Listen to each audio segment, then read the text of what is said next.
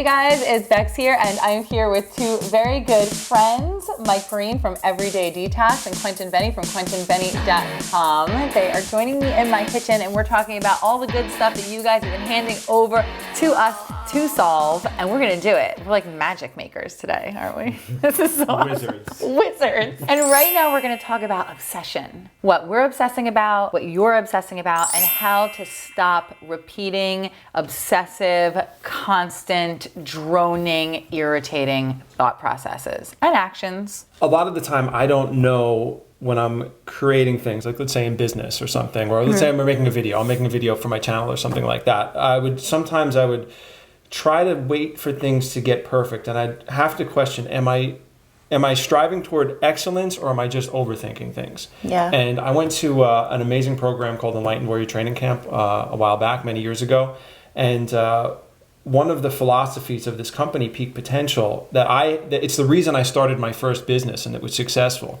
One of the reasons why. This concept is ready, fire, aim.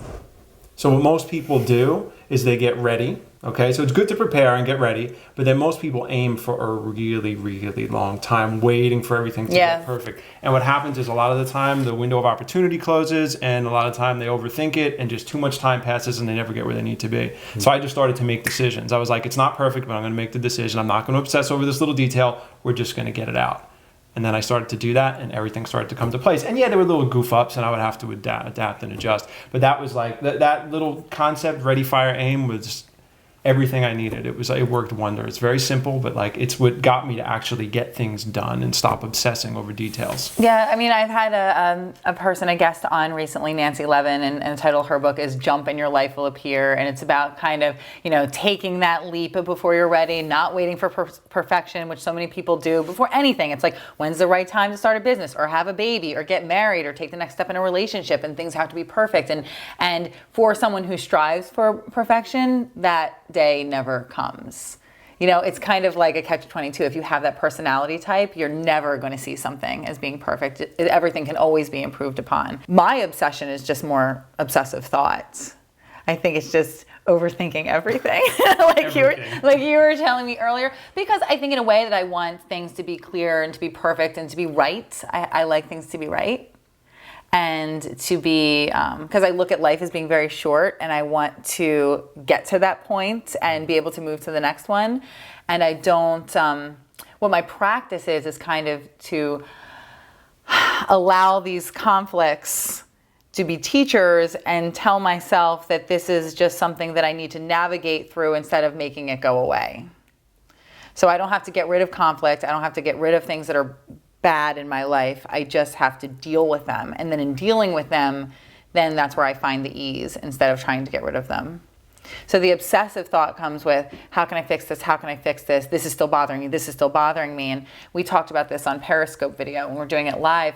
My process is to go into meditation, ask why I'm having the thought, where the fear is coming from, practice non-judgment, not saying you're an idiot, you're being silly, which I vocalize a lot in my real life. I have negative speak, so my meditation time is a time to say, this is a no negative speak zone. And then just see what comes up and just allow that without trying to solve it.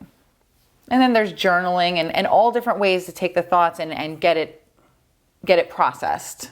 Maybe out onto paper, so I can just look at it and see that it's non-threatening. But that's how, it's just like a pattern interrupt. Not ever trying to really solve the problem. Just like look at it and say, how can we just make it stop for a second and observe? The monkey mind. Your mind goes all over the place. I mean, it's like a monkey zoo. It's like when you go to the Philadelphia Zoo and like all of them are in that glass enclosure. It's like a chimp habitat. That is that is my brain all the time. That was our conversation 15 minutes ago. Wasn't it? We were at the zoo. Yeah. It felt like I was being looked at like I was in the zoo because you guys were standing in front of me and I was just ranting for a really long time. I was just going to say, I think it's interesting to talk about that whole idea of, waiting for the perfect time. I always have people that come to me and they're like, I want to do this, but I don't know where to start.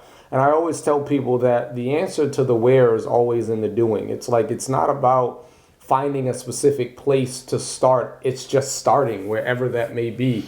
You know, it's you know, it doesn't have to go on a checklist. You know, it's like, okay, I want to do, you know, XYZ, and it has to go XYZ. Like, you just start wherever it is, whatever you're feeling, just do something moving you in that direction. And as long as you're being true and honest to yourself, I think you'll have a general idea as to where you need to go and what you need to do. But just going back to the idea of just obsessing in general, I have a problem with comparison. You know, where I compare my journey to the journey of other people. I compare my social media to the social media of other people. I'm like, you know, trying to see, well, what are they doing that I'm not doing? Or am I doing enough? Or, you know, do I need to do more? And I think for me, it comes down to just being true and honest to myself and to where I am, and understanding that, you know, I've been doing this for not nearly as long as some people that, you know, like the Chris Carrs and the, you know, and the Bexes and the Terras, and, you know, I haven't been doing it as long as them. So my journey is going to be different right now. I'm not looking at Bex 3 years, you know, like freaking when she was 3 years in. I like the comparison thing. Sometimes it motivates me. Sometimes it gets me really down. The only way that I can get out of it is to have a very strong gratitude practice always. And literally, I name the things that I'm grateful for. And sometimes in a very, I don't know if this is the most positive thing, but I think of the things that I have that person doesn't. I do. I'll say, well, I have this family, or I have this relationship, or I have these friends, and these are the things that if I wanted what they had, I would have to give up, because I would have to be them. And I like being me. I like who I am, where I'm at, and if I want their success, I'll just have to try something different in my way to get there. But it definitely gets me down. Comparison is never a good thing. It's the number one cause of disappointment. You know, you can never be comparison and expectation. Yeah. You know, and, you know, when you compare yourself to someone else, then you have a certain level of expectation that might not be suitable for where you are at that present moment. And you have to pretty much just acknowledge that and accept it and know that it's all a part of the journey. Everybody's not going to get the same time to shine, you know, but everyone will have their time eventually. And, you know, just have to push forward and move beyond that. So from you guys, what are you obsessing over? What are some repeated themes or thoughts or actions in your life that you'd like to break free from? And if you found a solution, absolutely share it. And it doesn't have to be the solution that makes it all go away, just the little things that you do to manage that obsessive thought or that habit that you'd like to shake a little bit. I can't quit you guys.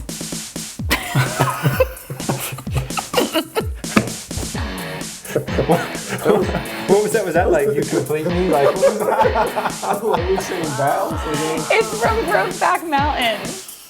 Oh, that was one of my favorite movies of all time. Ooh, that's interesting. All right, let's. I didn't see that. So that movie was so good. I never watched it.